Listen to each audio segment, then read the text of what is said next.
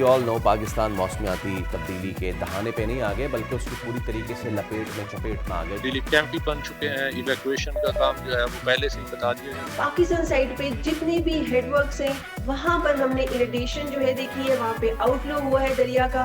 Road की load bearing capacity अपनी तो है, लेकिन उसके नीचे जो लाइन है उसकी बेयरिंग कैपेसिटी नहीं है। खदशा यही है कि ये केसेस बढ़ेंगे और नवंबर तक इसका पीक आएगा। इतना डिफरेंट था, बहुत खूबसूरत। उसमें ये होता था कि अपने आप को रिमाइंड करना पड़ता था कि नहीं, हमने रन करना है, रुकना नहीं है, देखना है।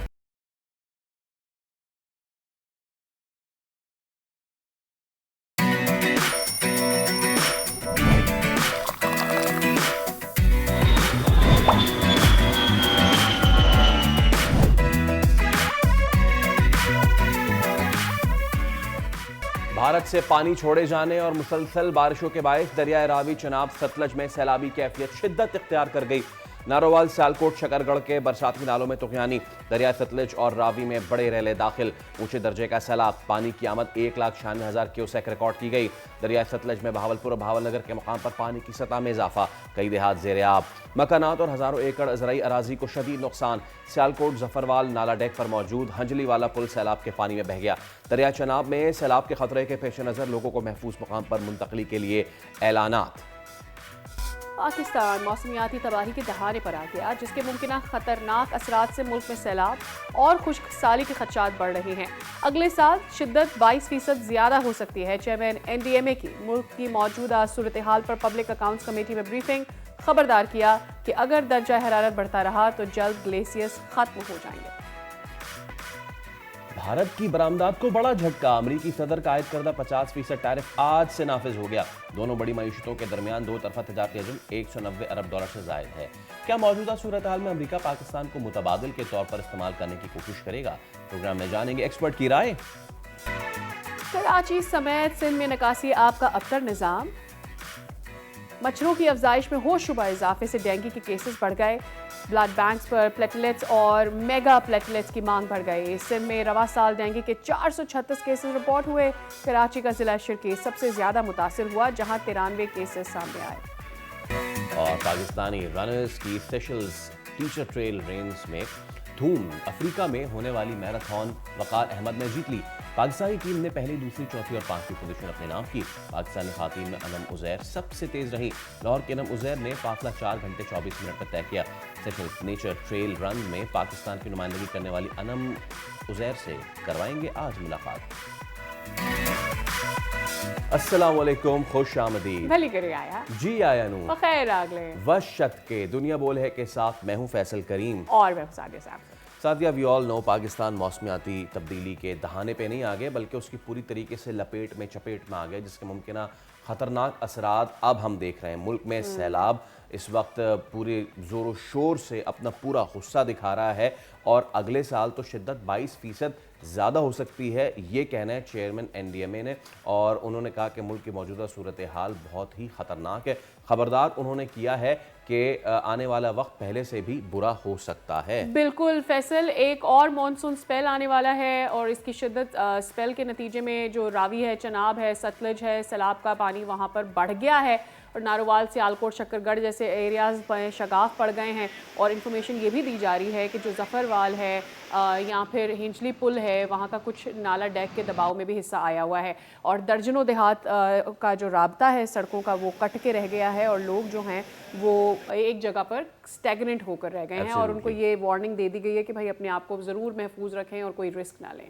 गुज़िश्ता रात लाहौर जो है वहाँ पे भी ऐलानात करा दिए गए कि लोग महफूज मकामात पर। आपको दिखाते हैं कि गुज़िश्ता रात लाहौर में पुलिस जो है वो ऐलानात जो करवा रही थी। अब सूरत हाल ये है सादिया कि फ़ौज जो है उसको तलब कर लिया गया है। पंजाब के मुख्तलिफ इलाकों से सैकड़ों लोगों को रेस्क्यू भी किया गया है। अब there are some hot spots Sadia, बहुत ही ख़राब सूरत हाल है। सबसे पहले ज़रा लिया की जानिब चलते हैं, हमारे नुमाइंदे खिज़र हबीब बलोच हमारे साथ मौजूद है। खिज़र, लिया में क्या सूरत हाल है बताइए ज़रा। आज बिल्कुल मैं सर लिया के नशेबी इलाका सुमरान नशेब में मौजूद हूँ। यहाँ पर जो बस्ती कुमार वालिया में उसमें मौजूद हूँ। यहाँ पर जो इस बस्ती का आखिरी घर था उसका यहाँ पर मलबा मौजूद है। ये जो बस्ती है यहाँ 40 घर से ज़्यादा पर ये बस्ती मुश्तमिल थी। ये दरिया कटाव की वजह से जो है ये पानी की नज़र हो चुकी है। हमारे साथ जो मुतासरा शख्स हैं जिनका घर गिर चुका है दरियाई कटाव की वजह से, वो मौजूद है। उनसे बात करते हैं कि उनको किन मुश्किलात का सामना है। अच्छा, क्या मुश्किलात इन को घर भाई पर जाने था घर ढहेगा चाली जुगा है पिया ना जमीन है इन पे था जगह ना बाय मन दी जा कोई नहीं साडे ना मकान इन भया ना कायम इमदाद की थी ना कैसे जी बिल्कुल, जो मुतासरा शख्स है उनका ये कहना है कि हमारे पास आगे बैठने के लिए, रिहाइश रखने के लिए कोई जगह भी मुयस्सर नहीं है और हमारे जो मकानात हैं वो तो पहले ही दरिया की वजह से जो है सैलाबी कटाव की वजह से वो गिर चुके हैं। इंतज़ामिया की जानिब से जो है इनके लिए कोई खातिर खा इंतज़ामात नहीं किए गए। इनका यही मुतालबा है कि हमें जो है मुतबादिल जगह फराहम की जाए और हमें जो है घर तामीर करके दिए जाएँ। जी। और जैसे कि फैसल कह रहे हैं कि कुछ हॉटस्पॉट्स हैं, वहाँ पर ज़रा हमें नज़र रखनी है। हमारे नुमाइंदे आसिफ जावेद कसूर से हमें अपडेट कर रहे हैं कि वहाँ क्या सूरत हाल दरियाए सतलज के अतराफ देख रहे हैं और लोगों की नकल मकानी किस तरह से देखी जा रही है। Over to you. जी बिल्कुल, अगर दरिया सतलुज में पानी की सतह की बात की जाए तो दरिया सतलुज के अंदर दिन ब दिन पानी की सतह में इजाफा होता जा रहा है, जिसकी वजह से सैलाबी सूरत हाल पैदा हो चुकी है।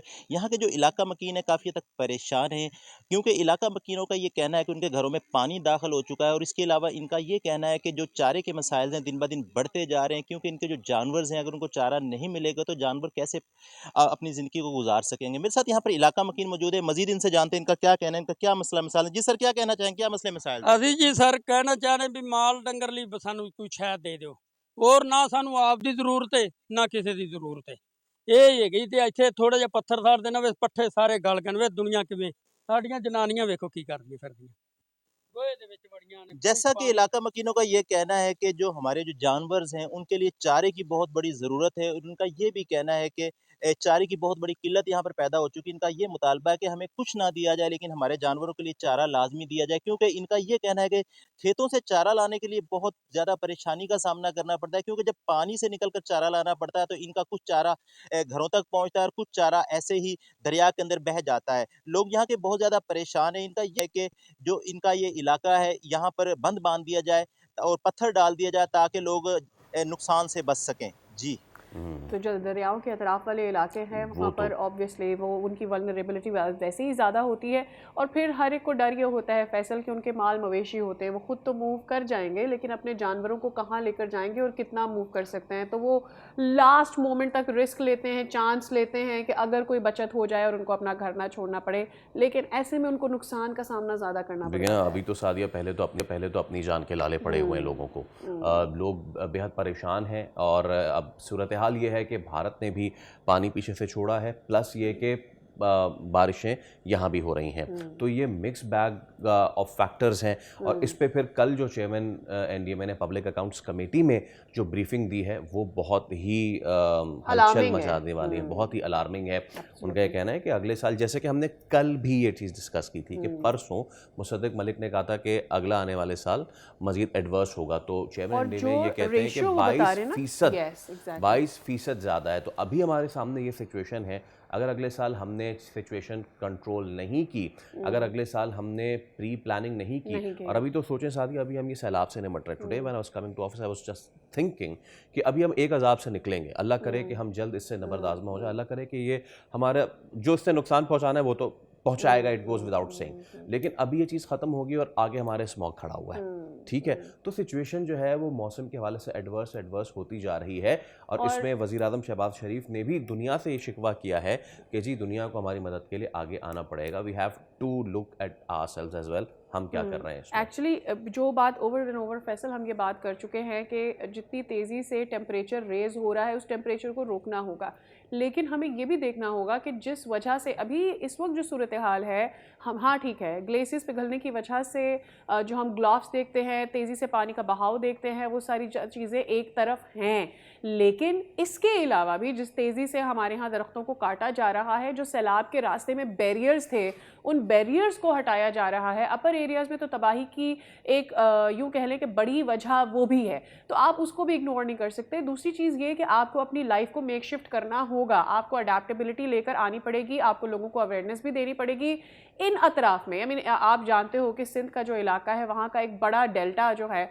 वो पूरा का पूरा ड्राई हो गया, हमने उसके लिए कुछ नहीं किया। और डेल्टा ड्राई होने से फैसल सिर्फ ये नहीं होता कि ठीक है जी चंद एक लोग हैं जिनका रोज़गार वहाँ से हट गया, ख़त्म हो गया, नहीं, आपकी ज़मीन की कंडीशन ही चेंज हो जाती है, आप उन जगहों पर जाकर फसलें नहीं उगा सकते हैं। तो ये चलिए, सब चीज़ें ईशा, अब coming again to the Punjab की situation, director PDM Punjab Hamidullah Malik हमारे साथ मौजूद। हमीद साहब, सबसे पहले तो बहुत शुक्रिया, सुबह खैर। और हमें पता है कि इस वक्त बहुत भारी जिम्मेदारी आपके कांधों पे, उसके बावजूद आप हमें वक्त दे पा रहे हैं, आपका बेहद शुक्रिया।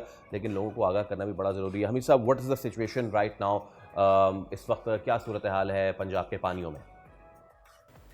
अच्छा, दरियाए चनाब जो है वो मराला से तकरीबन 2 लाख कम हो गया है, 9 पे गया था कुछ पे, और अब वो 7 कुछ पे है, तकरीबन 2 लाख कम हो गया है। दूसरी साइड पे आए रावी का जो है वो पीछे तकरीबन 2.5 लाख पे गया था जहाँ एंटर होता है पाकिस्तान में, और अभी वो तकरीबन 2 पे चला गया, ड्रॉप हो गया नीचे। और उसके बाद आगे आए सतलुज में तो 2.45 था, तो वो तकरीबन 2.45 ही सस्टेन कर रहा है। वो शायद अगले कोई 1-2 दिन 2.45 से सस्टेन करे।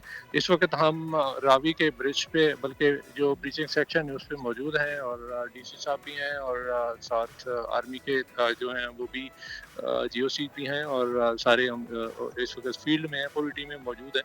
और अपने तौर पर जो जहाँ पर जितनी ज़रूरत है इक्विपमेंट की वो भी पहुँच चुका है, और लोग भी पहुँच चुके हैं, रिलीफ कैंप भी बन चुके हैं। इवैक्यूएशन का काम जो है वो पहले से ही बता दिया गया 3 दिन पहले, तो तकरीबन मुकम्मल हो चुकी है। तो हर तरह से। हमीद साहब, इवैक्यूएशन कहाँ से हुई है, कितनी हो चुकी है? If you can give us some numbers.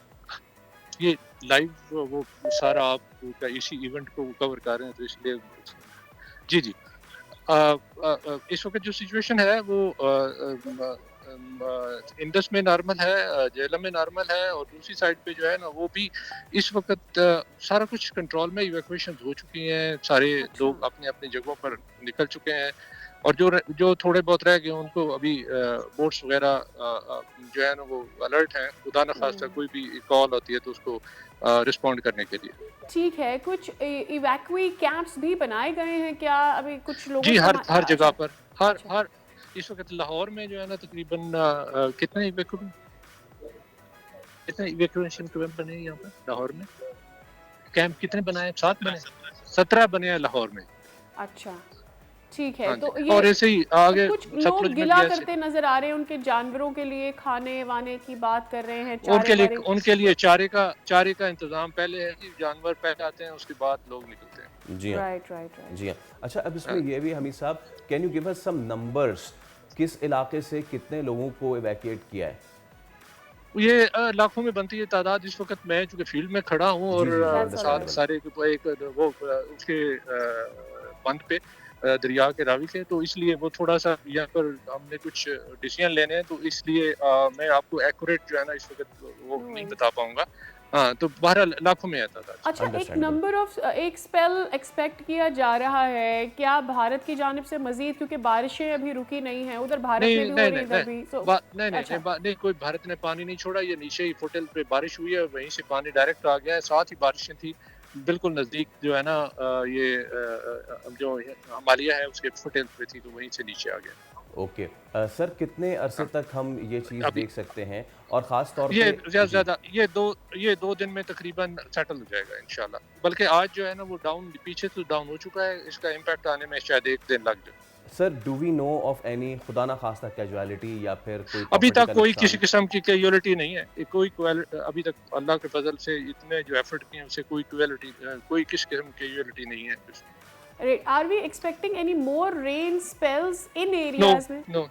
नहीं, वो उस तरह की रेन नहीं है, माइल्ड सी रेन्स है, माइल्ड तो है मौसम, लेकिन वो 5 से 10 mm की है। ये तो 100 में थी ना, 200-300 mm थी, तो इसलिए।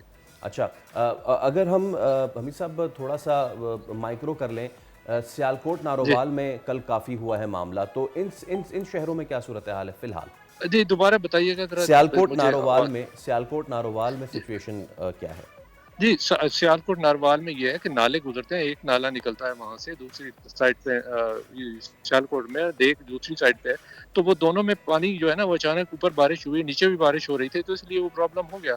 तो अभी वो रिसीड कर रहा है, नाले बंद हो चुके हैं, ऑलमोस्ट ना होने के बराबर रह गए हैं। जो 75,000 पे था वो अभी 2-3 हज़ार पे आ गया है, तो वो सारे का सारा रिसीड हो चुका है, वो सिस्टम खत्म हो चुका है ऑलमोस्ट। अब पानी जो है वो एक रेले की शक्ल में वो नीचे की तरफ बह रहा है, जो 1 फुट 1.5 फुट 2 फुट की जो गहराई है उसमें। ठीक है, बहुत शुक्रिया हमीदुल्लाह साहब, आपने बताया कि आप दौरे पर हैं, आपने वक्त दिया और हमें डिटेल्स हमारे साथ शेयर की। हमारी कोशिश थी कि हमारे व्यूअर्स को ये सारी चीज़ें पता चल जाएं, ताकि एक डर ज़रूर लोगों के दिलों में होता है, खौफ भी होता है कि पता नहीं अब शायद और पानी ना आ जाए, वो अपने घरों को वापस जा सकते हैं। सो एक अच्छी खबर ये है कि 2 दिन में पानी कह रहे हैं कि और नीचे चला जाएगा और लोगों के लिए आसान हो जाएगा कि वो अपने घरों में जल्द से जल्द वापस जा सकते हैं। एब्सोल्युटली। हम इस वक्त एक ब्रेक ले रहे हैं, but we are continuing with the discussion. आगे मजीद क्या सिचुएशन है और सिंध को भी कुछ खतरात ज़रूर लाहक हैं, तो इस पर हम बात करेंगे। एक ब्रेक ले रहे हैं, stay with us.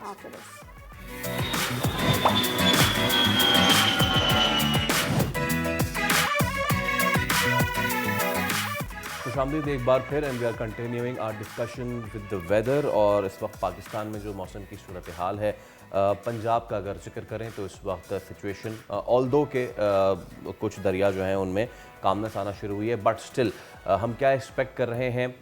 Expert NDA में ज़ारा हसन साहब हमारे साथ मौजूद हैं। अस्सलाम वालेकुम ज़ारा, बहुत शुक्रिया आपके वक्त के लिए। तो ज़ारा, सबसे पहले तो ये बताइए करंट सिचुएशन इस वक्त क्या है। एंड वी सीन के जी अब फ़ौज को भी मदद के लिए बुलाया गया है।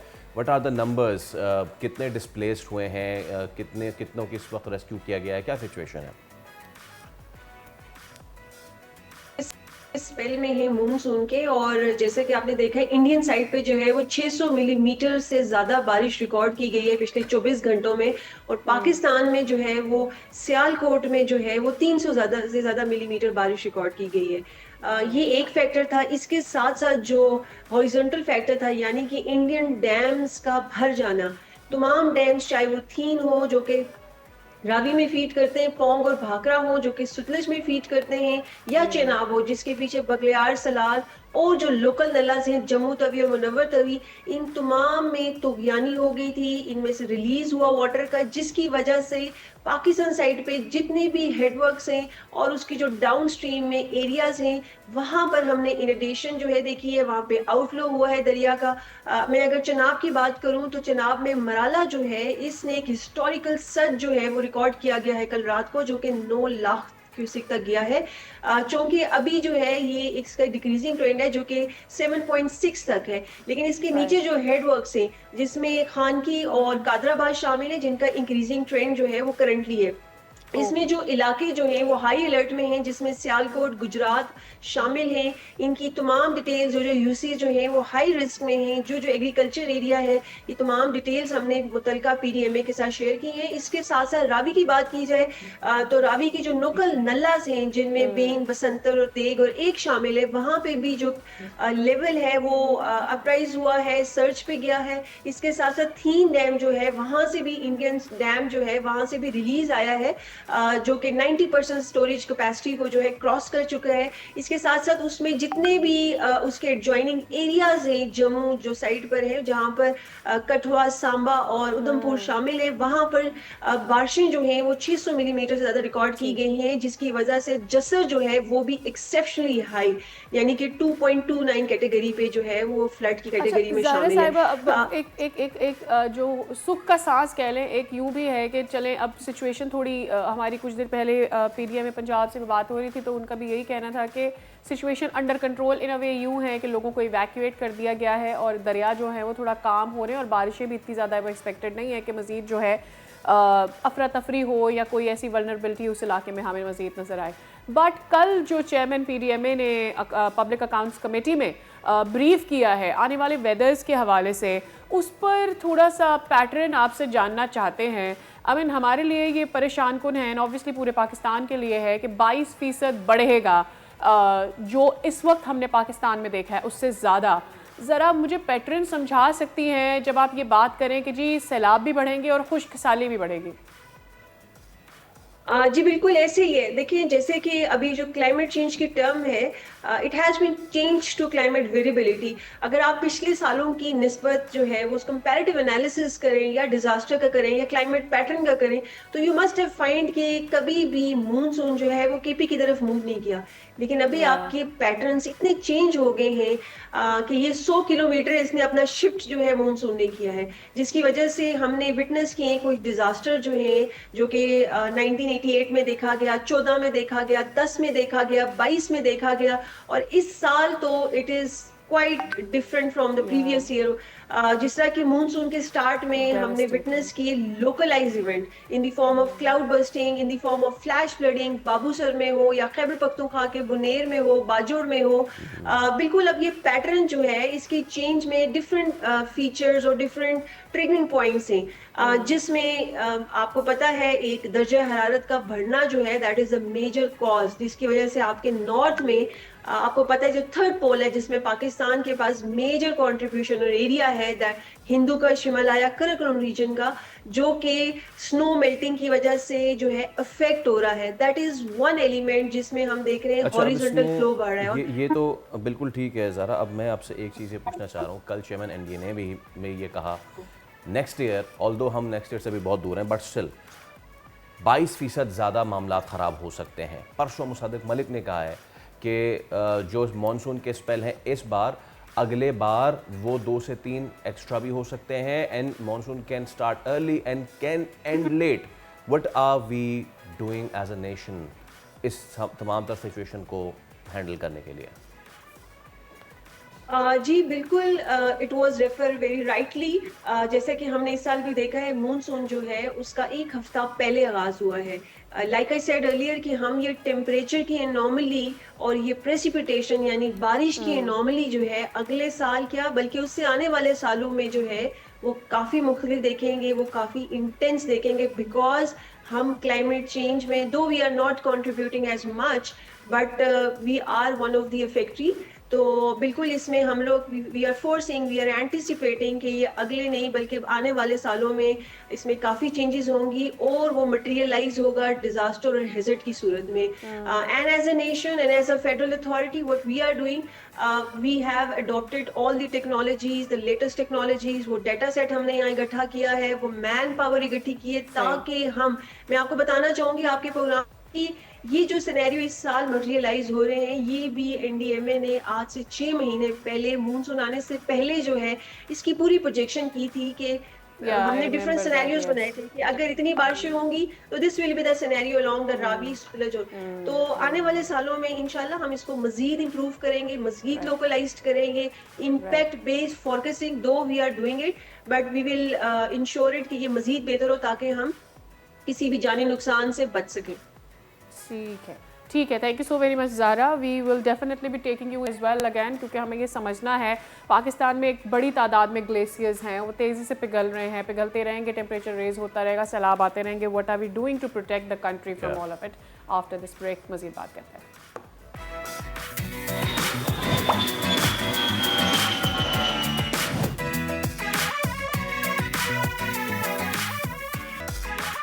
वेलकम बैक, एक बार फिर खुशामदीद।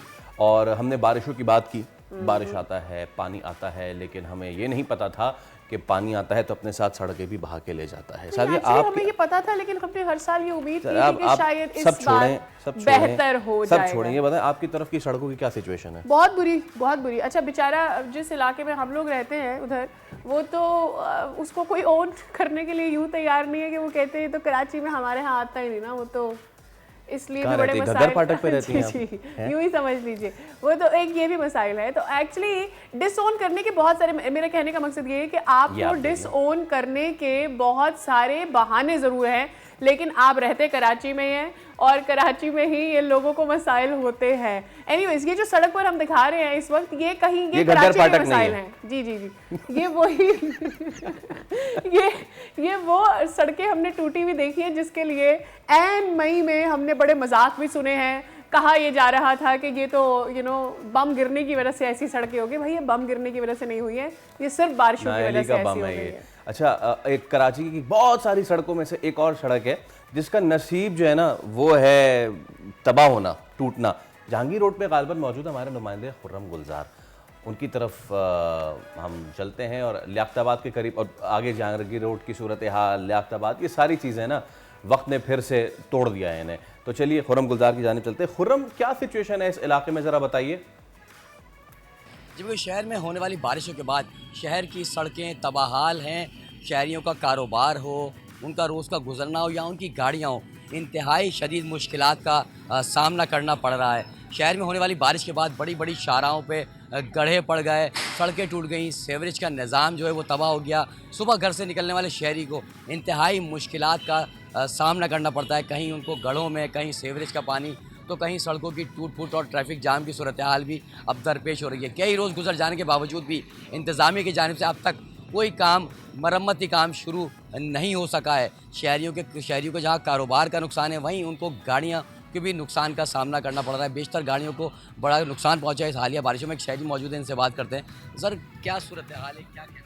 बहुत मुश्किलात का सामना है जनाब। यहाँ पे ये जितने भी लोग यहाँ से गुजर रहे हैं, ट्रैफिक वगैरह जितना भी गुजर रहा है, इनको आए दिन हादसा के शिकार होते हैं। ये मोटरसाइकिल पे जो है डबल सवारी, मतलब लेडीज़ वगैरह, बच्चे होते हैं, वो गिर जाते हैं। गाड़ियाँ जो है आए दिन फंस रही हैं इसके अंदर, और इंतहाई यानी ख़तरनाक रोड हो चुका है ये। बड़ी हैवी गाड़ियाँ आती हैं, वो फंस जाती हैं, वो मुश्किलात होती है, वो निकलती नहीं है, उसकी वजह से ट्रैफिक जाम हो जाता है। उसके बाद जो है ये कारोबार पे पूरा हमारे असर पड़ रहा है। कोई कारोबार को पूछने वाला नहीं है। वैसे ही कारोबार बहुत ठंडे हुए हैं, काम कुछ भी नहीं है इधर। इस वजह से हम लोग बड़े परेशान हैं कि ये जो है इंतज़ामिया जो है इसको सही करवा दे रोड को, तो ये बिल्कुल प्रॉपर सही हो जाएगा। आपको लगता है कि इंतज़ामिया कब तक सही करवा देगी? सर, ये तो कुछ नहीं कह सकते हैं, क्योंकि काफ़ी दिन से तो ये ऐसे ही पड़ा हुआ है। जब से लाइन डली थी, मेरे ख्याल में 1 साल तो होने को आ गया है। जी हाँ, उस 1 साल के अंदर कोई मरम्मत नहीं हुई। अब ये बारिशों के बाद जो है बहुत बुरा हाल हुआ इसका। बसें गिर रही हैं, गाड़ियां गिर रही हैं। और देखो फैसल, एक चीज़ जो वहाँ पर लोगों ने गमले रखकर खुद ही रख दिए हैं कि भाई आप दूर से जो आ रहे हैं बेचारे, आमतौर पर ऐसे रोड्स में हम देखते हैं कि कैट आइज या इस तरह के कोई रिफ्लेक्टर्स लगा दिए जाते हैं कि रात में लोगों को नजर आ जाए, लेकिन नहीं, लोगों ने खुद ही वहाँ गमले रखे हैं कि भाई कैट आइज। यार ज़्यादा बात कर दी मैंने। इसी पे बात कर लेते हैं माहिर शहरी मनसूबाबंदी कराची अर्बन लैब से मोहम्मद तौहीद साहब। तौहीद साहब, अस्सलाम वालेकुम, बेहद शुक्रिया आपके वक्त का। मैं उम्मीद करता हूँ कि आप जहाँ कराची में रहायश पजीर है, वहाँ की सड़कें बेहतर होंगी।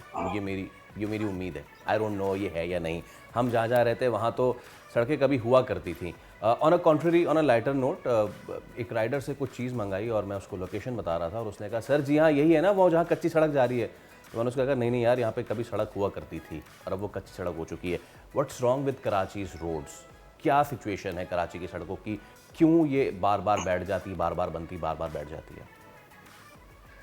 देखिए, बुनियादी बात यह है कि पूरे शहर में जो रोड इंफ्रास्ट्रक्चर है उसकी बैड इंजीनियरिंग जो है वो हमारे सामने आ रही है। और अभी से नहीं, ये 27 अगस्त 2020 को जो फ्लड आया था उसके बाद ये सिचुएशन हमारे सामने आ चुकी थी कि शहर कराची के रोड्स की इंजीनियरिंग बेहतर नहीं है। रोड्स की कंस्ट्रक्शन में एक तो मटेरियल का मसला है, दूसरा ये कि अगर मटेरियल बेहतर भी हो तो जो उसका ग्रेडियंट है, जो स्लोप है, वो इतना बेहतर नहीं है कि वो पानी को एक जानिब ले जा सके।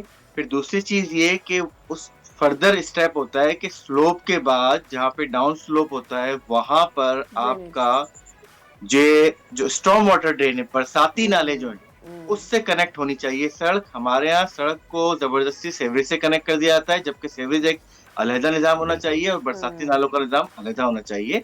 तो ये बड़ी खामी जो है वो एक तो पहली चीज तो मटेरियल की है। देखिए, मैं आपको बताऊं, आज से तकरीबन 20-25 साल पहले जब सड़कें डला करती थी तो पहले उसको जो है वो छील कर करके पूरा उस पर बोल्डर डला करते थे, जो बड़े पत्थर होते हैं, ठीक है ना। फिर उसको कॉम्पैक्ट किया जाता था और उसके बाद उस पर कम से कम 3 डिफरेंट लेयर्स आती थी। सबसे ऊपर वाली लेयर जो है वो एस्फॉल्ट की होती थी, जो ब्लैक होती है। अब क्या होता है कि 2 इंच 3 इंच बहुत ज्यादा है, कोई 6 इंच की लेयर डाली जाती है। उसमें जो मटेरियल है वो अच्छा नहीं होता, उसको कॉम्पैक्शन का टाइम नहीं दिया जाता। उसके नीचे अगर कोई सेवरेज की या कोई और लाइन है तो जब वो एक्सपोज हुआ होता है रोड, तो उस वक्त उसकी मेंटेनेंस ये नहीं की जाती। तो ये बुनियादी वजूहत हैं कि अगर फर्ज करें ना एक रोड बनना है और हमें पता है कि इसके नीचे जो है कोई यूटिलिटी है और वो यूटिलिटी की लाइन जो है वो भी कमजोर है, तो हम पहले उसको रिपेयर कर लें, बाद में रोड पर आए। क्योंकि अगर चलें रोड बहुत बेहतरीन बना भी दिया और जो यूटिलिटी की लाइन थी उसमें क्रैक्स थे, अब क्या हुआ, जैसे ही उस पर जो है वो लोड आया, यानी कि कोई हैवी ट्रैफिक आ गया, कोई जो है डंपर कह ले वो आ गया जिसका लोड ज्यादा है, ठीक है ना। तो रोड की लोड बेयरिंग कैपेसिटी अपनी तो है, लेकिन उसके नीचे जो लाइन है उसकी बेयरिंग कैपेसिटी नहीं है। तो जाहिर सी बात है क्या होगा कि वो किसी ना किसी एक एंड से जो है वो वहां पे क्रैक आ जाएगा या वो जो है वो धंस जाएगा, और जो सूरत हाल हमें शहर में नजर आ रही है वही सूरत हाल होगी। बिल्कुल राइट। अच्छा, you being an expert on urban planning, city planning, मुझे ये बताएं कि क्या कराची की इस वक्त जो जितना कराची बढ़ गया है, वहाँ जितने तजावुज़ात हो चुके हैं, वहाँ सड़कों की जो हालत है यहाँ पर हमारे, क्या हम इसको शिफ्ट कर सकते हैं? क्या इस पर काम किया जा सकता है? क्या हम इसको डेवलप कर सकते हैं? अगर हाँ में आपका जवाब है तो हमें अंदाजन कितना टाइम लगना चाहिए? देखिए, टाइम तो बहुत लगेगा। ये फिर हो जाता है अर्बन रिन्यूअल वाला सिलसिला। इसमें क्या होता है कि हम शहर के एक छोटे हिस्से को लेते हैं, ठीक है ना। फर्ज कर ले हमने कि 25 टाउन है शहर में, हमने किसी एक टाउन को लिया और वहां से अर्बन रिन्यूअल का सिलसिला शुरू किया, वहां की सड़कों की मरम्मत और उनकी बेहतरी का काम शुरू किया, लेकिन उसमें ड्यूरेबिलिटी और सस्टेनेबिलिटी को रखा हमने ध्यान में, ठीक है ना। अच्छा, एक और चीज जो हमारे यहाँ नहीं होती, जिसकी वजह से सबसे बड़ा प्रॉब्लम उसकी वजह से आ रहा है। देखें, हर प्रोजेक्ट होता है उसका PC1 बनता है, PC1 का नाम बहुत सुनने में आता है, ठीक है ना, लेकिन किसी ने आज तक PC4 का नाम सुना? Post project assessment, post project assessment, यानी कि एक रोड बन गया, 1 साल पहले बना था, 1 साल बाद अब उसकी असेसमेंट हो रही है, या after the completion of project उसकी असेसमेंट होकर उसकी रिपोर्ट जमा कराई जा रही है कि मतलब what was the material the contractor used for the construction of road. वो तो मैंने तो कोई ऐसी रिपोर्ट नहीं देखी आज तक। मैंने सर गुज़िश्ता रोज अली राशिद जो PP के स्पोक्स पर्सन, उनसे एग्जैक्टली यही सवाल किया था कि भाईजान वो जो सड़क बना के चला गया वो चला गया, अब वो 6 साल में टूटे कि 6 महीने में टूटे कि 6 दिन में टूट जाए, कोई सदा जदा का कॉन्सेप्ट है? आई डोंट नो वो है या नहीं है, पहली चीज़। और सेकेंड थिंग, एक चीज़ जो हमें बार बार बताई गई, ये तो आपने सारी चीज़ें खोल के रख दी ना, material, bad engineering, the gradient and the slope and the drainage. Karachi water board की जो पाइपलाइनें हैं सर, और वो जो पुरानी पाइपलाइनें हो रही हैं, वो जब अंदर से फटती हैं, वो कितना बड़ा हैवक हो रहा है इन सड़कों के लिए। मैं मिसाल दे देता हूँ, ये सफारी पार्क के सामने वो जो अस्पताल के सामने एक पडल बन जाता है, वो बन जाता है, वो कभी भी खत्म नहीं होता बारिश में, ठीक है। तो ये जो वाटर बोर्ड की पाइपलाइंस हैं, आई रिमेंबर शाहीन कॉम्प्लेक्स पे बहुत बड़ा गड्ढा बन गया था, तो ये कितना बड़ा डिस्ट्रक्शन है हमारे लिए। देखिए, ये तो हमने पहले भी बताया, बारहा ये बात की, चाहे वो वाटर पाइपलाइंस हों, चाहे वो सीवरेज की पाइपलाइंस हों, इसके लिए तो इसको एक दोबारा रिहॉल करने की जरूरत है मुकम्मल तौर पर। जहां जहां पर ये वाले सिलसिले हैं कि लाइंस जो हैं वो अब आउटडेटेड हो चुकी हैं, उनको रिप्लेस करने की जरूरत है, सीवरेज में भी और वाटर लाइन में, ठीक है ना। अच्छा, ताज्जुब की बात आपने बिल्कुल दुरुस्त बात कही। ताज्जुब की बात ये है कि वैसे तो आम तौर पर हम पूरे शहर कराची में देखते हैं कि जो Karachi water and sewerage corporation की लाइंस हैं वो ड्राई होती हैं, यूजुअली उसके जरिए से पानी नहीं मिलता, लोग अपनी मदद के तहत या टैंकर्स के जरिए से पानी खरीदते हैं। लेकिन हमने तो ये तक ऑब्जर्व किया कि जब भी Karachi water and sewerage corporation की कोई लाइन डैमेज होती है तो जो है वो रोड्स जो है फ्लडेड हो जाते हैं। इसका मतलब लाइनों में पानी तो होता है, लेकिन उसको कंट्रोल इस तरह किया जा रहा है कि लोगों तक पानी भी ना पहुंच सके। एक वो एंड भी है।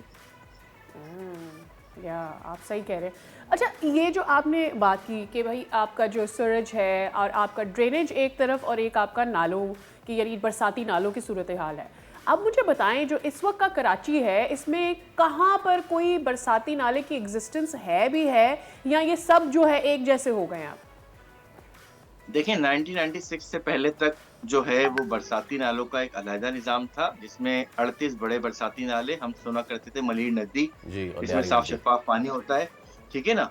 और जो है हम सुना करते थे लियारी नदी, लेकिन वो जो है वो अब नाले बन गए। इसी तरीके से गुज्जर, औरंगी, ये सब साफ पानी के दरिया कहलाते थे, और बारिशों के सीजन में जो है, मानसून के सीजन में इनमें पानी हुआ करता था, ठीक है ना। तो ये 38 बड़े और 510 छोटे ये मौजूद थे 1996 के टाइम पीरियड में जो है। लेकिन सर उन नालों के साथ हमने क्या किया, बिल्कुल ठीक है sir. Thank you so much for time, बहुत शुक्रिया आपके वक्त के लिए। एक ब्रेक ले, उसके बाद हाजिर होंगे, स्टे विद अस।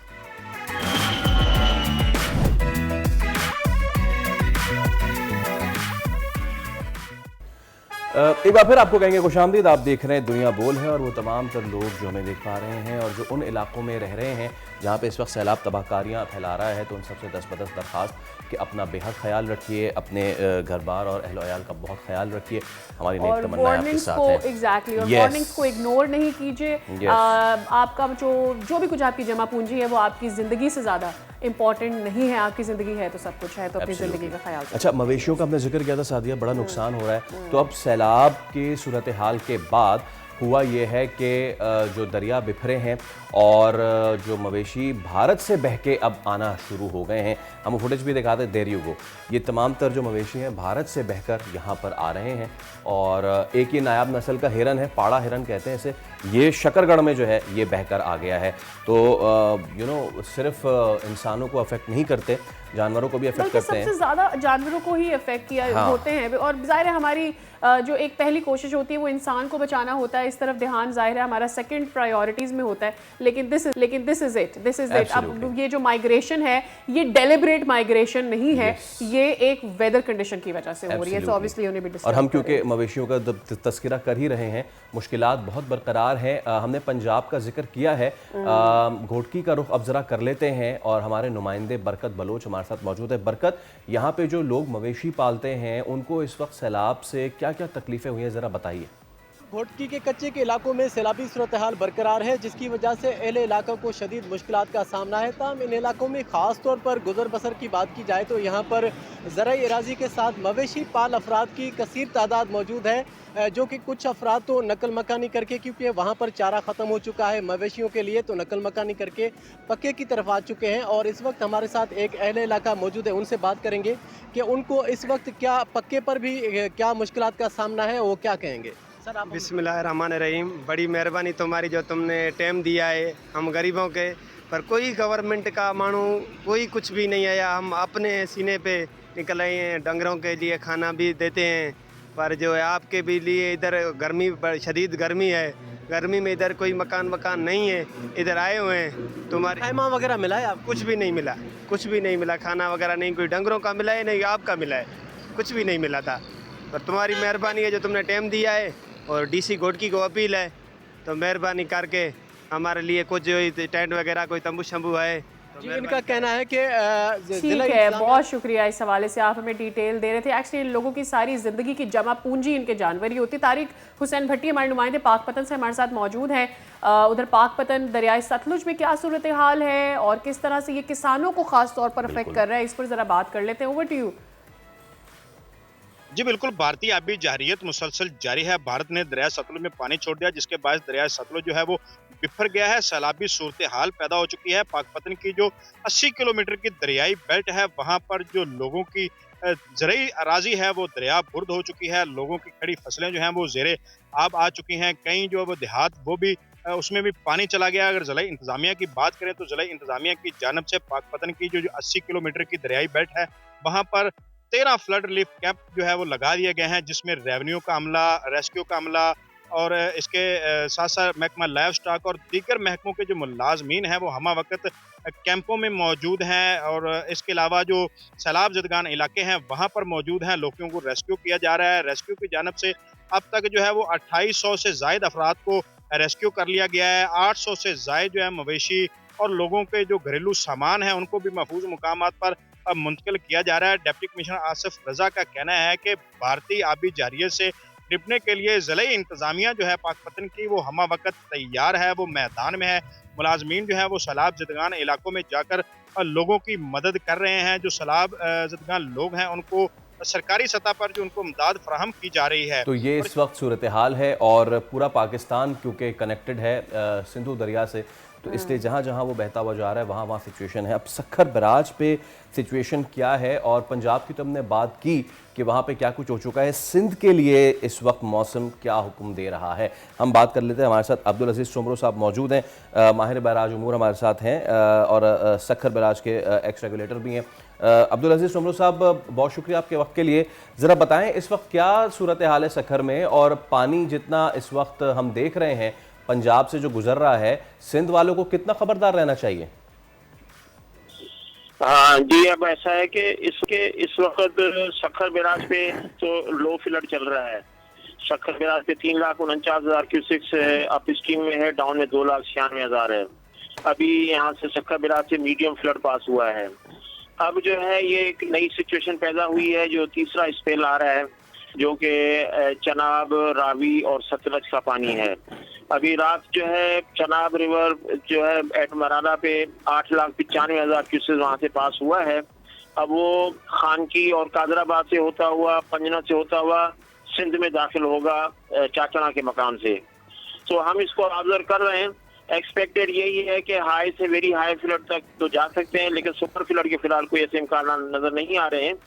और हमारे पास जो अमला है वो ऑलरेडी, क्योंकि पहले ही हमारे बंद पर जो है अफसरान और टीमें जो है वो हाई अलर्ट हैं, एक्टिविटी वहाँ चल रही है, पेट्रोलिंग चल रही है, इसलिए ये पानी यहाँ से गुजर जाएगा। क्योंकि आपको मालूम होना चाहिए कि गुड्डू और सखर से जो है इससे पहले भी 12 सुपर फ्लड पास हो चुके हैं, तो इसलिए कोई खतरे की बात नहीं है। इंशाल्लाह ये पानी भी निकल जाएगा, लेकिन हमने इसको लाइट भी नहीं लेना है, हल्का भी नहीं लेना है, इसलिए अमला वहाँ हमारा मुस्तैद है और इंशाल्लाह इसको हम ऑब्जर्व भी कर रहे हैं, वॉच कर रहे हैं, ये पानी यहाँ से गुजर जाएगा। ठीक है अब्दुल अजीज शोमरो साहब, बहुत शुक्रिया, आपने मिशन दी और हम आपको आने वाले दिनों में भी we'll be taking you as well.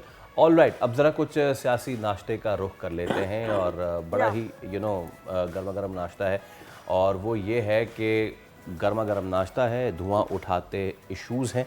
बिल्कुल, और मेरा गला कुछ ख़राब है, so I think you will have to take from here. मैं आज का पूरा नाश्ते का एंजॉय जो है वो मैं ही करने वाला हूँ। रोज़ पहले तो पीटीआई का मामला, रोज़ाना ही कुछ ना कुछ सिचुएशन जो है वो ख़राब होती रहती है, और बल्कि ख़राब नहीं, कशमकश है। ये कशमकश है कि कभी बानी अपने रहनुमाओं को कहते हैं कि इस्तीफ़ा दो, रहनुमा इस कशमकश में है कि हुक्म मानना किसका है, क्योंकि पार्टी में बानी की बहन का इन्फ्लुएंस बढ़ता जा रहा है, और कशमकश ये भी है कि ज़िमनी इंतखाब में हिस्सा लेना है या नहीं। इस पे बात करेंगे। इसके साथ साथ हम एक और मसालेदार आइटम भी आपके सामने रखते हैं, और वो ये कि मुल्क भर में नए इंतज़ामी यूनिट्स या सूबों के क़याम की बाज़गश्त है, और बहुत से लोग कह रहे हैं कि मसालेदार आइटम से ज़्यादा ये कोई ख्याली पुलाव लग रहा है, और वो इसलिए क्योंकि इस मामले पे एक पेज पे आना थोड़ा सा मुश्किल लग रहा है, क्योंकि पीपल्स पार्टी इसकी मुखालिफ लग रही है। तो चलिए इस सब पे ज़रा हम बात कर लेते हैं, और we are going to talk first on the PTI वाला इशू आई गेस। यस, हम पीटीआई पे बात कर लेते हैं। मोहम्मद अली दुरानी सीनियर सियासतदान हमारे साथ मौजूद हैं। अस्सलाम वालेकुम दुरानी साहब। अच्छा दुरानी साहब, सलमान अकरम राजा का पार्टी के ओहदे से मुस्ताफ़ी होना, खान साहब का इस्तीफ़ा मंजूर ना करना, अलीमा खान का पार्टी में इन्फ्लुएंस, उनके बेटों की गिरफ्तारी, पार्टी में टूट फूट, ज़िमनी इंतखाबात में हिस्सा लेना है या नहीं लेना, इन तमाम उलझनों में फंसी पीटीआई का क्या मुस्तकबिल है सर? बिस्मिल्लाहिर्रहमानिर्रहीम। देखें, ये तो खैर अंदरूनी मामलात हैं, इस्तीफे और वहाँ पे जो भी इस वक्त उनकी सूरत हाल है, और असल में पीटीआई नाम ही सिर्फ इमरान खान साहब का है, और उन्हीं की मर्जी से पार्टी है, और पब्लिक की जितनी भी अटैचमेंट है वो भी खान साहब के साथ है। लिहाजा ये चीज़ें तो पार्टियों में चलती रहती हैं। मेरा ख्याल नहीं कि इनसे कोई बहुत बड़ा इफेक्ट पड़ेगा पार्टी के ऊपर, और बस पार्टी चलती रहेगी जब तक जेल में है, उस वक्त तक अवाम की हमदर्दियाँ भी इनके साथ हैं। अच्छा दुरानी साहब, ये बताइए कि पीटीआई के न सिर्फ कारकुनान बल्कि अब तो रहनुमा भी इसी उलझन में है कि किस क़यादत की बात मानी जाए। भाई अलीमा खान, बैरिस्टर गौहर, बुशरा बीबी, अली अमीन, सारे लोग एक पेज पे क्यों नहीं है? तो पार्टी के अंदर तो जो भी सूरत हाल है वो यही है कि मतलब पार्टी, जैसे मैंने अर्ज किया ना कि पार्टी नाम है इमरान खान साहब, ठीक है ना, इसलिए वो भी यही चाहते हैं कुछ हो, बस उन्हीं की वजह से हो, के नाम से हो, उन्हीं के रेफरेंस से हो। तो वो मतलब ये तो पार्टियों में इस किस्म के मामलात रहते हैं, और ये भी चल रहा है, मतलब ये कोई इतना बड़ा इशू तो है नहीं इसको। All right. अच्छा दुरानी साहब, गुज़िश्ता दिनों 8 मुकदमात में बानी की ज़मानत हुई, अगले ही रोज़ अलीमा खान की बेटों की गिरफ्तारी हो गई, क्या इशारा कर रहे हैं ये? देखें, गवर्नमेंट के अपने वो हैं इस वक्त। देखें, अदालतें तो इतनी आज़ाद नहीं है 26वीं आईनी तरमीम के बाद। इस वक्त तो जो कुछ भी है वो हुकूमत की मर्जी से हो रहा है। इसकी हुकूमत जो चाहती है वो करती है, और जिस किस्म का रवैया चाहती है रखती है, और इस वक्त यही कैफियत है। तो मैं तो समझता हूँ कि ये चीज़ें जो हैं ये मतलब यही तो उन्हें फ़ायदा दे रही हैं इमरान खान साहब को, कि लोगों की हमदर्दियाँ और उनकी मज़लूमियत इस्टेब्लिश होती है, और वो चीज़ें जो हैं सारी ठीक है इसी रुख पे जा रही हैं। तो ये अब एक है इस वक्त की सूरत हाल, इसको आप चलें ठीक है सर, ये सूरत हाल एब्सोल्युटली, ये सूरत हाल तो हम देख। अब एक और चीज़, और वो ये कि इन अमिट्स ऑल दिस वज़ीर आज़म शहबाज शरीफ ने मीसाक़ इस्तेहकाम का ऐलान किया है। मैं चाहूँगा उस पर भी ज़रा आपकी राय जान लूँ। ये जो इस किस्म की बातें होती है ना, मिसाक के इस्तेहकाम और मुख्तलिफ अल्फाज का इस्तेमाल, बज़वर्ड्स का, ये वो कॉपीराइटर्स लिख देते हैं और लीडर बोल देते हैं, दे डोंट मीन एनीथिंग। इससे कतई मुराद नहीं है कि हुकूमत वाकई कोई मिसाक करना चाहती है, बल्कि हकीकत तो यही है कि हुकूमत तो इस वक्त जो है वो उसी रविश पे जा रही है जिस पे तेरी, वरना मुज़ाकरात करने हो या मफाहमत करनी हो तो उसमें क्या मसला है, कोई भी लीडर उठ के जा सकता है जेल में। देखें पीटीआई के साथ अगर कोई भी मुज़ाकरात होने हैं या कोई भी मिसाक होना है, उसकी तो सिर्फ एक ही बंदे के पास उसका अख्तियार है, जो कि इमरान खान साहब है। तो अगर हुकूमत ने उनके साथ कोई भी सेटलमेंट करनी हो तो वो करने के लिए तो उन्हें उसी से रब्ता करना पड़ेगा। वज़ीर आज़म साहब तकरीर करने के बजाय अगर जेल चले जाएं और फिर जेल में जाके मिल के बातचीत शुरू कर दें, ठीक है, जेल से रिहा करना अगर अदालत का अख्तियार है, वो कहते हैं, तो जेल में बातचीत करने का अख्तियार तो उनके पास भी है ना। लेकिन मेरा नहीं ख्याल कि हुकूमत कोई मिसाक करना चाहती है या कोई सेटलमेंट करना चाहती है। अच्छा ठीक है, बिल्कुल ठीक है। अब सारे मामले में एक और चीज़, last thing, and that is ज़िमनी इंतखाबात। पीटीआई अगर हिस्सा नहीं ले तो आप क्या समझते हैं, पीटीआई अपने आप को पार्लिमानी सियासत से खुद मज़ीद दूर कर लेगी? देखें जी, वो तो इस वक्त तक तो इक़्तिदार से दूर है, और जो अगर इलेक्शन होते भी हैं तो जो हुकूमत की इस वक्त कैफियत है, तो इलेक्शन के रिजल्ट्स तो पहले से पता है क्या होगी। मतलब नून जो है वो 2/3 अक्सरियत हासिल करना चाहती है ताकि वो इंडिपेंडेंटली मूव कर सके, तो वो तो उन्होंने हर सूरत करनी है। जिस तरह उन्होंने फॉर्म 47 के जरिए हुकूमत बनाई है, उसी तरह अब वो इन इलेक्शंस के जरिए अपना नंबर बढ़ा लेंगे। तो इसलिए हिस्सा लेना या ना लेना, मेरा नहीं ख्याल कि इससे कोई बहुत ज़्यादा फ़र्क पड़ेगा हुकूमत के ऊपर या पीटीआई के ऊपर। चलें ठीक है मोहम्मद दुरानी साहब, बहुत शुक्रिया। यस, बहुत शुक्रिया आपके कि ये ऊँट किस करवट बैठता ही नहीं बैठता, लेकिन अब एक और ऊँट जो है वो खड़ा हो गया है, और वो कैसे बैठेगा और किस करवट, ये समझ में नहीं आ रहा। वो सूबों वाला मामला है सादिया। राजा कमर इस्लाम साहब से बात कर लेते हैं। आप रहनुमाए मुस्लिम लीग नून के, अस्सलाम वालेकुम, very good morning to you sir. ज़रा समझाइएगा भी हमें कुछ भी, ये भी कि ज़रा जो कुछ हलकों की जानिब से नए सूबों के इक़दाम को वेलकम किया जा रहा है, इससे पहले इसके ऊपर बड़ी लड़ाइयाँ होती रही है, बड़े इख्तलाफात सामने आते रहे हैं, मतलब मुख्तलिफ जमातों ने अपने तहफ़्फ़ुज़ात का इजहार भी किया है, और बड़े ज़ीरक पॉलिटिकल रहनुमाओं ने भी ये समझा है कि ऐसा नहीं होना चाहिए। इस वक्त क्या है ख़ासतौर पर नून लीग का मौक़िफ़ एंड फेडरल में, चूँकि आप ही की हुकूमत, तो ज़रा समझाइएगा कि क्या सोच रहा है फेडरल इस पर? देखें, अगर तो इसकी बुनियाद इंतज़ामी यूनिट हो, उस इंतज़ामी यूनिट को आप डिवीजन कहें, डिस्ट्रिक्ट कहें, सूबा कहें, कोई भी नाम दें, अगर तो डेवोल्यूशन उस बुनियाद पे होनी है तो फिर तो किसी को कोई एतराज़ नहीं होना चाहिए। ज़ाहिर है वो प्रोपोर्शनेट होगी। जहाँ पर पंजाब के अगर कोई कंपोनेंट बनेंगे तो इंतज़ामी यूनिट, इसी तरह दीगर जगहों की, ये तो एकेडमिक बात हो।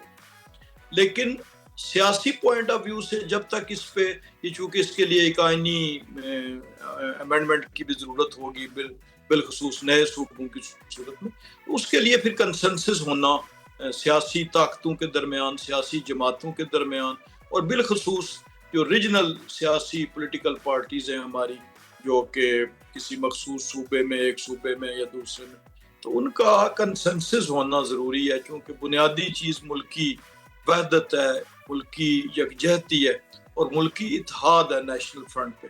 तो इसलिए उसके लिए फिर बुनियादी तौर पर अगर कोई ऐसी चीज़ आती है, अभी फ़िलहाल कोई हुकूमत के फ्रंट पे किसी जगह पे इत्तेहादियों के सूबाई लेवल पे, मरकज़ी लेवल पे ऐसी कोई तजवीज़ जो है वो कंक्रीट फॉर्म में कहीं भी ज़ेरे गौर नहीं है। लेकिन as a matter of discussion अगर कोई ऐसी चीज़ आती है और उसमें सरे फहरिस्त फिर हमें वसाइल भी देखने होंगे कि क्या इंतज़ामी यूनिट्स अगर ज़्यादा बनते हैं तो उनके लिए फिर उसी हवाले से वसाइल की भी ज़रूरत होती है। खाली डेवोल्यूशन ऑफ पावर महज ज़ुबानी अहकामात से तो नहीं होगी, उसके लिए वसाइल की ज़रूरत पड़ेगी। उसके लिए पूरा सेटअप, अगर अदालतें नहीं बनती हैं तो उसके लिए भी इसी तरह जो असम्बलियाँ या दीगर उनकी जो भी हाउसेज होंगे। इसलिए मेरा ख्याल है ये भी बहुत कबल अज़ वक्त है, बहुत प्री मैच्योर है इस पे बात करना। ये बात करना अजम्पशंस पे बात करने के मुतरादिफ होगा, और जो महज एक होते हैं आइडिया फ्लोटिंग कह सकते हैं इसे शायद। वो एक अजम्पशंस हैं या एक मुतवक्को कोई चीज़ है, तो उस पे बात करना अभी फ़िलहाल कबल अज़ वक्त होगा। ये बताइए सर कि नून लीग नए इंतजामी यूनिट्स के हवाले से क्या राय रखती है, इस पर अमल दरामद का तरीक़ेकार क्या होगा?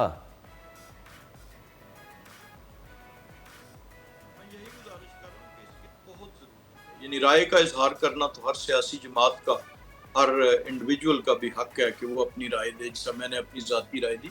लेकिन इसके लिए कंसेंसस होना बहुत ज़रूरी है मुल्की यकजहती के लिए, और किसी जल्दबाजी में ऐसा कोई कदम नहीं उठाया जाना चाहिए।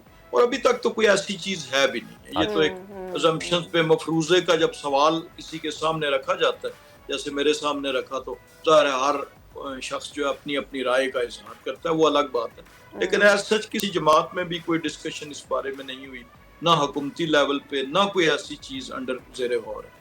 ठीक है, बेहद शुक्रिया आपका राजा कमर साहब, और उम्मीद करते हैं कि अगर ये मामला आता भी है तो उसको लसानियत और अज़वियत के बजाय ज़रा एडमिनिस्ट्रेटिव तौर पे देखा जाएगा, और फिर इससे अगर और इसलिए देखा जाएगा कि आप मसाइल को हल करना चाहते हैं, आप चाहते हैं कि चीज़ें सॉर्ट हो जाए, डेवोल्यूशन ऑफ पावर हो, लोगों तक और पहुंचे। फिर उसका पीछे वजह यही होती है कि आप डेवलपमेंट करना चाहते हैं। तो जब आप बांट देते हैं तो उससे डेवलपमेंट करना आसान हो जाती है। जो फाइनेंसिंग की जिसकी हम बात कर रहे होते हैं, वो इक्वली डिवाइड होने की सूरत ज़्यादा बेहतर हो जाती है। Well, are we taking a break with हम एक ब्रेक ले रहे हैं, यस, उसके बाद दोबारा हाजिर होंगे। Stay with us.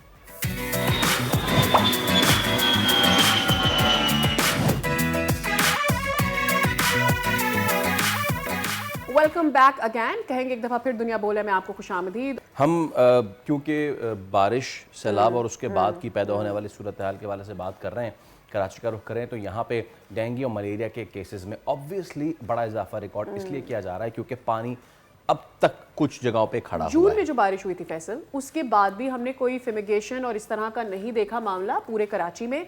उसके बाद भी बारिश, चूँकि वो मुख्तसर बारिश थी, तो हमने ये देखा कि खुद ही जब सूरज निकला तो वो मच्छरों की अफजाइश हुई, मच्छर ख़त्म हो गया। लेकिन गवर्नमेंट लेवल पर या ज़िलाई इंतज़ामिया की जानिब से ऐसा कोई एक्शन नहीं लिया गया। इस दफ़ा बारिश ज़्यादा हुई है, पानी जो है इस वक्त सड़कों पर ज़्यादा मौजूद है, और ये जो टूटी हुई सड़कें होते हैं, इनके जो गैप्स होते हैं, उनमें ये इस तरह की अफजाइश ज़्यादा हो जाती है मच्छरों की, जो लोगों को नुकसान पहुँचा रही है। केसेस भी रिपोर्ट हो रहे हैं। केसेस रिपोर्ट हुए हैं, 375 कराची से रिपोर्ट हो चुके हैं। सूरत हाल अब ये हो रही है कि ब्लड बैंक्स पर प्लेटलेट्स और मेगा यूनिट्स की मांग बढ़ गई है। हम बात कर लेते हैं इसी सब पे। हमारे साथ माहिर वबाई अमराज डॉक्टर सईद अहमद खान मौजूद हैं। डॉक्टर साहब अस्सलाम वालेकुम, और बहुत शुक्रिया आपका। ये तो चीज़ ऑब्वियस ही डॉक्टर साहब कि ये होना है, और कराची में ही ज़्यादा हो रहे हैं। What is the situation right now? बहुत ख़राब सूरत हाल है डेंगू मलेरिया को लेके? जी अस्सलाम वालेकुम, बहुत बहुत शुक्रिया अपने प्रोग्राम में इनवाइट करने के लिए। मॉनसून में हर साल यकीनन यही सूरत हाल रहती है कि जब बारिश का पानी आता है तो फ्लडिंग और जगह जगह पानी खड़ा होने की वजह से मच्छरों की अफजाइश होती है, और जहाँ तक डेंगू और चिकनगुनिया और इस तरह के वेक्टर बाउंड इन्फेक्शन का ताल्लुक है, तो ये तो अभी शुरुआत है, क्योंकि ये मौसमी हालात और इसकी जो अफजाइश है या इसका जो पीक है यूजुअली अक्टूबर नवंबर तक आता है। तो अगर अभी इतने केसेस हैं तो खदशा यही है कि ये केसेस बढ़ेंगे और नवंबर तक इसका पीक आएगा। तो अगर पीक नवंबर है और अभी आपके पास ये केसेस हैं, तो स्टेटिस्टिक्स ये बता रही है, पिछले साल का जो हमारा तजुर्बा है वो ये बताता है कि ये नंबर्स बहुत ज़्यादा बढ़ेंगे, और इसलिए ज़रूरी है कि अभी से मज़ीद इसके तदारुक के इंतजाम किए जाएँ। मरीज़ के ट्रीट होने के इंतजाम अपनी जगह, लेकिन मरीज़ बढ़ने को रोकने का जो सिलसिला है उसमें तेज़ी लानी चाहिए। जिस तरह आपने इशारा किया कि मच्छरों की अफजाइश को रोकना चाहिए, पानी की जहाँ जहाँ खड़ा है वहाँ उसको अवॉइड करवाना चाहिए, फिर आगाही बढ़ानी चाहिए। जिस तरह आप प्रोग्राम कर रहे हैं तो आवाम में आगाही बहुत ज़रूरी है, क्योंकि एक इंडिविजुअल जब तक अपना हिस्सा डालेगा इस प्रोसेस में तब जाके इसको अमली जमा पहनाया जा सकता है। गवर्नमेंट ऑलरेडी जो है कोशिशें कर रही है, लेकिन वो नाकाफ़ी है। मज़ीद सबसे इम्पोर्टेंट चीज़ ये है कि जो पानी है वो बड़ा रोल प्ले कर रहा है। अमूमन आम जगहों में देखा गया जहाँ पे एक अच्छी आबादी है, वहाँ अगर आप देखें तो पानी जब आता है, गंदा पानी आता है पहले नल में, वो 5 मिनट वेट करते हैं, काला पानी निकलता है, फिर वो टैंक में जो है वो निस्बतन जो कहते हैं साफ पानी, जो नजर से साफ पानी आता है, तो वो जो नजर से साफ है वो भी साफ नहीं होता, लेकिन वो जाहिरी तौर पर साफ होता है। अगर हालात ये हैं कि इतना गंदा पानी वो इस्तेमाल करते हैं तो पेट की बीमारियां, टाइफाइड, कॉलरा समेत इस तरह जो वेक्टर बॉर्न इन्फेक्शन है, ये खदशा है कि इसमें इजाफा होगा।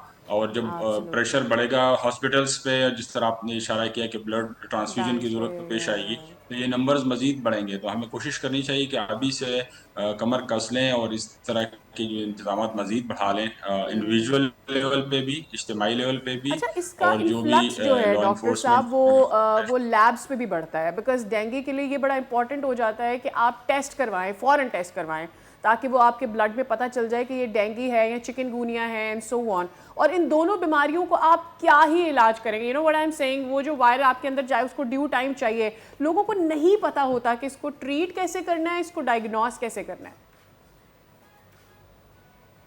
ये बहुत अहम सवाल है। लोग या तो पैनिक कर जाते हैं कम्प्लीटली, वो उसमें अड़ जाते हैं, या बिल्कुल केयर ही नहीं करते। दो एक्सट्रीम लेवल पे हैं, बिल्कुल केयर ही नहीं करते। वो उसको ना डॉक्टर के पास जाते हैं, वो खुद सेल्फ मेडिकेशन पे जाते हैं या दवाई नहीं लेते अनटिल अनलेस बहुत सीवियर केस हो जाता है, या वो बहुत पैनिक कर जाते हैं। तो दोनों एक्सट्रीम सही नहीं है। डॉक्टर के पास आप जाएं, वो आपको टेस्ट भी लिख के दे सकते हैं, जो क्योंकि ये बड़ा ज़रूरी है कि पता चले कि बुखार के अलामात तो है, लेकिन बुखार बैक्टीरियल इन्फेक्शन की वजह से वो पता चल जाए तो डॉक्टर एंटीबायोटिक दे देगा। लेकिन अगर वो वायरल इन्फेक्शन है तो उसमें एंटीबायोटिक देने का कोई फ़ायदा नहीं, उल्टा नुकसान है। इस तरह अगर मलेरिया है तो अगेन एंटीबायोटिक देने का कोई फ़ायदा नहीं, उल्टा नुकसान होगा। तो हर मरज़ की अपनी दवाई होती है, अलामात मिलते जुलते हो सकते हैं, लेकिन सिर्फ अलामात की बुनियाद पे अद्वियात लेना या देना ये मुनासिब नहीं है। प्रॉपर जो कंफर्मेशन के बाद जो है, स्पेशली एंटीबायोटिक का इस्तेमाल जो है, वो उसका नुकसान फिर ये होता है कि अगर एंटीबायोटिक काम भी नहीं कर रही, लेकिन वो करामद नहीं होगी अगली बार अगर कोई बैक्टीरियल इन्फेक्शन भी होगा, क्योंकि उसको हम कहते हैं AMR, एंटी माइक्रोबियल रेजिस्टेंस, अगर वो मजीद बढ़ती चली जाएगी और हमारे पास जो एंटीबायोटिक है वो फिर किसी काम की नहीं रहेगी। तो बाकायदा मुस्तनद डॉक्टर को दिखाना चाहिए और लैब टेस्ट के बुनियाद पे इसके टेस्ट आते हैं, सिंपल टेस्ट CBC भी की जाए तो उससे अंदाजा हो सकता है कि प्लेटलेट्स अगर कम है तो फिर NS1 एक एंटीजन टेस्ट है, उसके जरिए कंफर्म हो सकता है कि ये डेंगू है, या मलेरिया जिस तरह है तो उसका टेस्ट से पता चल सकता है। इस तरह टाइफाइड है, उसका अपना टेस्ट है। तो ये तीनों बीमारियां मुख्तलिफ है, इन तीनों बीमारियों की जो इलाज है वो भी मुख्तलिफ है। अलामात काफ़ी सारे मिलते जुलते हो सकते हैं, पर्सन टू पर्सन वेरी कर सकता है, लेकिन इसकी मुकम्मल तौर पे जो इलाज है वो मुख्तलिफ है। जिस तरह आपने इशारा किया कि डेंगू और चिकनगुनिया में तो वायरस का कोई इलाज नहीं है, लेकिन सिम्टोमेटिक ट्रीटमेंट फिर भी मौजूद है। खुदा न खास्ता अगर किसी के प्लेटलेट्स बहुत कम हो जाते हैं तो वो ट्रांसफ्यूजन उसकी ज़रूरत पेश आ सकती है, हॉस्पिटलाइज करना, एडमिट करना ज़रूरी हो सकता है, तो वो डॉक्टर डिसीजन लेता है। या अगर वक्ती तौर पे उसको फ्लूइड्स की ज़रूरत है या पेन की ज़रूरत है तो वो सिम्टोमेटिक ट्रीटमेंट डॉक्टर तजवीज़ कर सकता है। खुद से वो इलाज करने के बजाय मुस्तनद डॉक्टर को दिखाना चाहिए, ताकि बीमारी अक्सर शिद्दत इख्तियार कर जाती है जब वो सेल्फ मेडिकेशन करते हैं।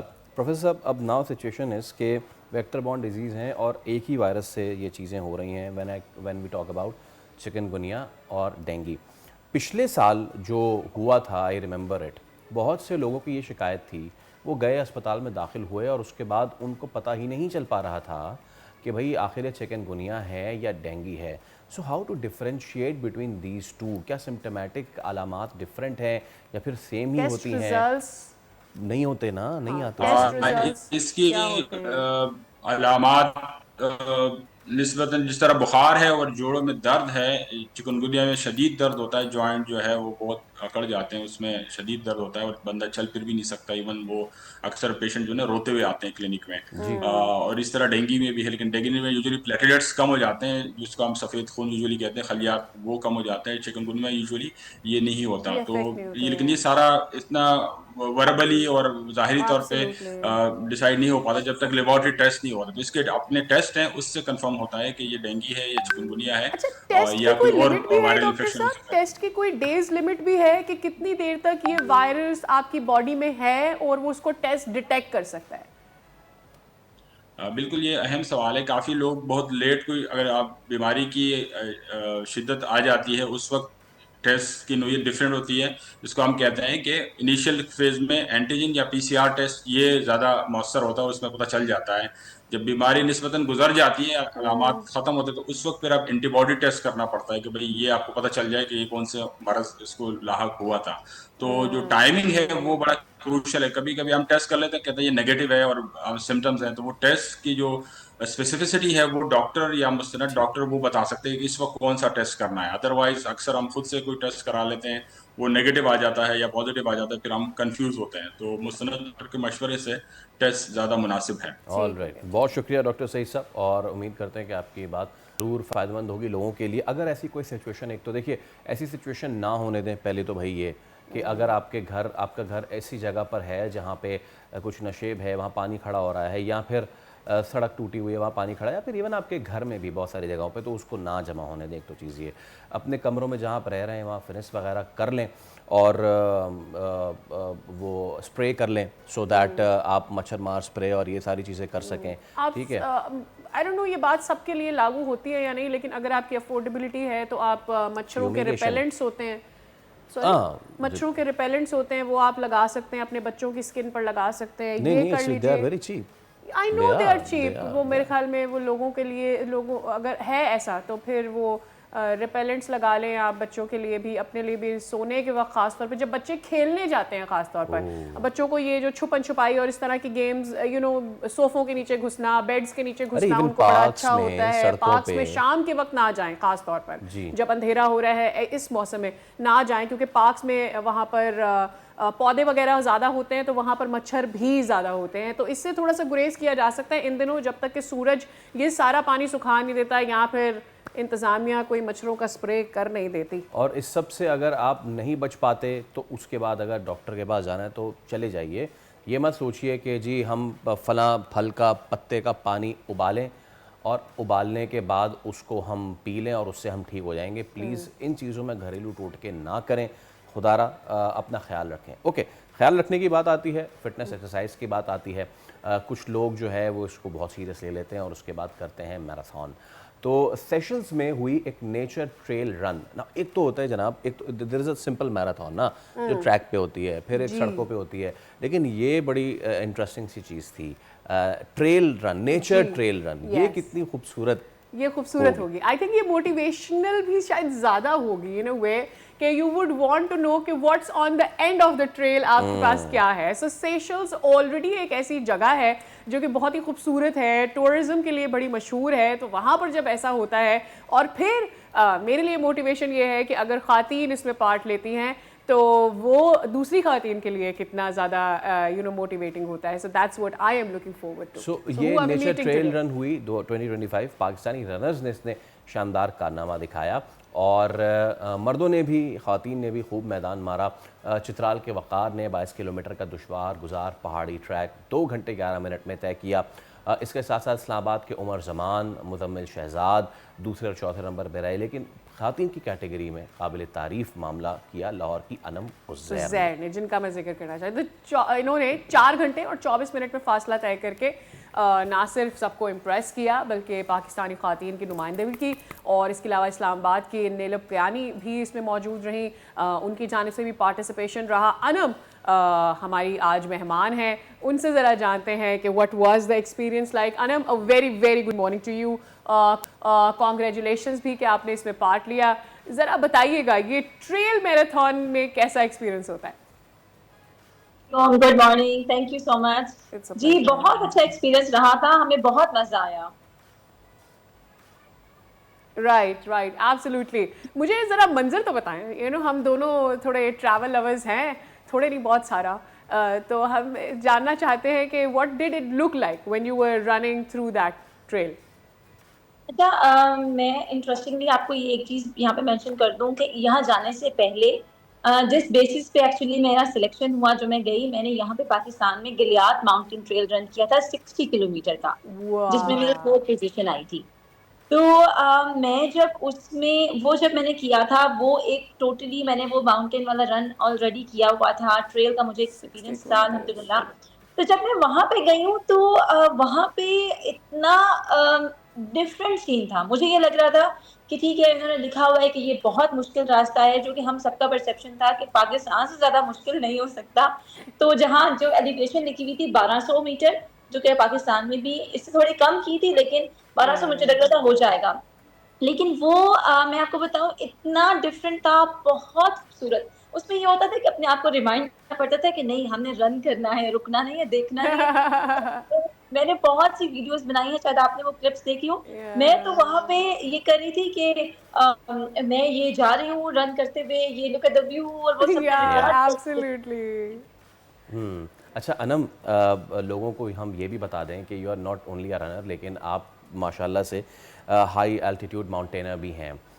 So you are into adventure yourself. मैं चाहूँगा थोड़ा सा उस हवाले से भी बताइएगा, which peaks have you done, and उसके साथ साथ मैं आपसे जानना ये भी चाहूँगा, if today I want to start a marathon, मैं करना चाह रहा हूँ भाई, चले मैं आज से ना करना चाहता हूँ, मैं एब्सोल्युटली मैन, मैंने कभी नहीं किया है ऑल, जस्ट पार्क की जॉग वॉक कर ली, दैट्स इट, मैं भागना कैसे हाँ, शुरू व्हाट करूं? Is the starting point? अच्छा, मैं आपने माउंटेनियरिंग का जिक्र किया है पहले, तो उस पे अगर मैं बात करूँ तो अल्हम्दुलिल्लाह मी एंड माय हस्बैंड, आपको पता है कि we the first mountaineer couple of Pakistan as well. हमने 8th highest mountain of the world, 12th highest mountain of the world और डिफरेंट ट्रैक्स जो कि माइलस्टोन्स हैं ट्रैकर्स के लिए, वो भी अचीव किए हैं अल्हम्दुलिल्लाह। तो ट्रैकिंग और माउंटेनियरिंग में अल्हम्दुलिल्लाह हमारा वो उस तरह का वो है कि हम अल्हम्दुलिल्लाह काफ़ी अचीवमेंट्स हमारी हैं। और उज़ैर माशाल्लाह इस साल एवरेस्ट के लिए भी गए पे थे। तो मैं इस पे ये चीज़ मेंशन करना चाहूँगी कि जो रनिंग है, running is like part of training, हमारी ट्रेनिंग का पार्ट था। और रनिंग में भी इस तरह से मैं करती थी कि स्टेयर्स करी होती थी मोस्टली, जो सीढ़ियाँ, अगर कभी जिम का टाइम नहीं मिला या कुछ, तो मेरी आपके लिए ये एडवाइस होगी कि अगर आप शुरू करना चाहते हैं तो सिर्फ वॉक से स्टार्ट करें। 2 किलोमीटर वॉक कर लें, फिर 5 किलोमीटर वॉक कर लें, फिर एक दिन 1 किलोमीटर रन कर लिया, फिर बाकी 3 वॉक कर लिए। ये तो तो इस तरह फैसल के लिए कोई ग्रेजुअली मसला ही नहीं है अनम, ही इज खैर प्लीज कंटिन्यू करें आप। अच्छा, ओके, तो मतलब ये आप कर सकते हैं, आप ऐसे बस ना आप पूछ रहे हैं कि मैं पूछ लूं कि क्या इनका क्या सीक्रेट है। मैं लॉन्ग रन में अगली दफा किसी कंपटीशन में आप भी हमें नजर आ रहे होंगे हाँ इंशाल्लाह। बिल्कुल, हाँ, क्योंकि हमारे एक दोस्त फैजान लखानी तो है ही वहाँ पे ना, आप फैजान है, कसीम है, yes yes they are there, but you know what, there are मौसिन भी थे, मौसिन भी हमारे साथ थे जो ARY थे। जी, तो वो so my question again is कि चलें जी, yes there are things, but अब उसमें ये चीज़ होती है कि हमारे पास हम देख रहे हैं पिछले कुछ सालों में ये जो सर्किट है, the long runners, the marathon runners, the trail runners, ये बहुत ज़्यादा डेवलप होता जा रहा है। आप लोग की कम्युनिटी बड़ी ज़बरदस्त हो गई है Anam. So what is the difference in a trail run and a marathon run? अच्छा, these are totally different things. Okay, जो आपने शायद देखा हो कि जो बहुत अच्छे जो फास्ट रनर्स हैं जो कि मैराथन्स रन कर लेते हैं, तो अक्सर मैंने, क्योंकि मैंने अभी गलियात में एक्सपीरियंस किया है, उसमें मैंने फास्ट रनर्स को भी देखा है जो कि वो रोड रन होता है ना, तो वो उसमें जब वो गलियात वाले उसमें आए तो वो इतना अच्छा परफॉर्म नहीं कर सके। मैंने खुद अपनी आंखों से देखा है। तो इसमें डिफरेंस ये है कि आपकी एक डिफरेंट टाइप की ट्रेनिंग चाहिए। आपके जो काफ है ना उसके लिए इतने स्ट्रॉन्ग चाहिए, क्योंकि आप एलिवेशन पे जा रहे हैं। अगर मैं स्पीकर्स का एक्सपीरियंस शेयर करूँ ना, तो मैंने क्योंकि अगर आप वॉक कर रहे हैं तो आप कंप्लीट कर रहे हैं, लेकिन रन कर रहे हैं तो फिर मैंने लोगों को वहां पे चीखें मारते हुए भी देखा है। मैं अपने दोस्तों को ये बात बता रही थी कि आपने एक डिफरेंट, जो एंजॉय करते पीछे आ रहे थे, मैंने कहा आपने एक डिफरेंट व्यू देखा है। आई एम श्योर वकार और जो उमर हैं, जो मुजम्मिल हैं, जो कि हमारे 3 बेस्ट रनर्स थे, जो बहुत फास्ट, जो कि आपने उनका टाइम भी अभी मेंशन किया है, मतलब कि दे वर नॉट इवन एक्सपेक्टिंग, वो स्टार्ट टाइम का रिबन भी नहीं अभी लगा था जब हमारे रनर्स ने क्रॉस कर ली फिनिश लाइन, जो फिनिश लाइन का रिबन होता है। अच्छा अनु, मुझे ये बताइएगा, इसमें आपकी रेस्पिरेशन का, जब आप हायर एल्टीट्यूड के ऊपर जा रहे होते हैं, आपकी रेस्पिरेशन का कितना बड़ा टेस्ट होता है? और जो लोग जैसे हम जैसे लोग हैं living in Karachi, we haven't had the experience of that. Exactly तो वो एल्टीट्यूड का के लिए तो आपको ट्रेनिंग फिर करने की जरूरत है, और वो भी उस ग्राउंड पे नहीं। जैसे मैं खुद लाहौर में रहती हूँ और मेरी ट्रेनिंग वो इस्लामाबाद में रहने वालों के मुकाबले में फिर भी उतनी बेहतर नहीं हो सकती, लेकिन उसको बेहतर बनाने के लिए आप एलिवेशन वाली ट्रेनिंग करते हैं। तो ट्रेल रन की ट्रेनिंग टोटली डिफरेंट है। मैं रोज सीढ़ियाँ चढ़ती हूँ, मैं कभी 200 फ्लोर्स 300 फ्लोर्स में, वो एक बिल्डिंग मैंने डिफाइन कर ली इस पे मैंने करना है, तो उस पे 1 घंटा 2 घंटे मैंने रोज हफ्ते में 4 दिन मैं वो ट्रेनिंग करती हूँ। मैं लाहौर सांस फूल रहा ऑलरेडी। तो मेरा भी फूलता था जब मैं स्टार्ट किया, तब होता था। पहले स्टार्ट किया 50 फ्लोर से, 60 फ्लोर से, 100 फ्लोर, फिर आहिस्ता आहिस्ता मैं उस पे गई हूँ। तो ये एक डिफरेंट टाइप की ट्रेनिंग है। ट्रेल रन और रोड रन में बहुत डिफरेंस है। Now my next question is, what do you eat? You can't have all those carbs and sugars and then run for so long. I think they need What do you eat? Okay. So actually हम यही करते हैं during the race. आप बात कर रहे हैं ना खाने की, नहीं, तो वहाँ पे ड्यूरिंग भी और डाइट, आपका डाइट प्लान क्या होता है? The secret. अच्छा, मुझे ऐसा लगता है कि एथलीट्स को चाहिए होती है कार्ब्स, ऐसा है क्या? The clean one ना। Exactly. तो पिछले 2 दिन से कार्ब लोडिंग चल रही थी, हमने बहुत खाया, पास्तास, ब्रेड्स, हमने बहुत कार्ब लोडिंग की। अच्छा, ट्रेल रन का अगर आप बात कर रही हैं तो ट्रेल रन की फ्यूलिंग टोटली डिफरेंट है। इसमें खाना मैटर करता है। ट्रेल रन के जो हाइड्रेशन पॉइंट्स होते हैं उसमें फ्रूट्स रखे हुए होते हैं। जैसे गलियात पाकिस्तान में जो मैंने किया उसकी मैं बात करूं तो हमने मोस्टली आड़ू खाया है, केला खाया है, या हम वहाँ पे कोक रखी हुई थी वो ले रहे थे। तो ये हाइड्रेशन पॉइंट्स टोटली डिफरेंट है ट्रेल रनिंग के।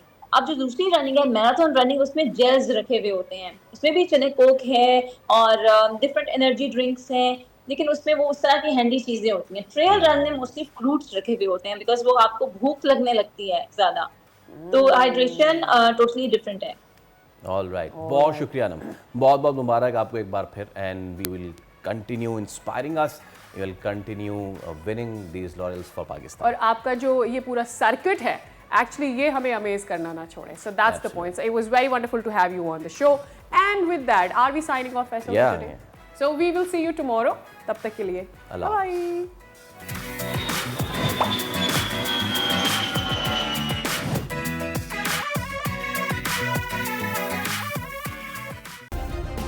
सब्सक्राइब करें और बेल दबाएं ताकि कोई खबर रह न जाए।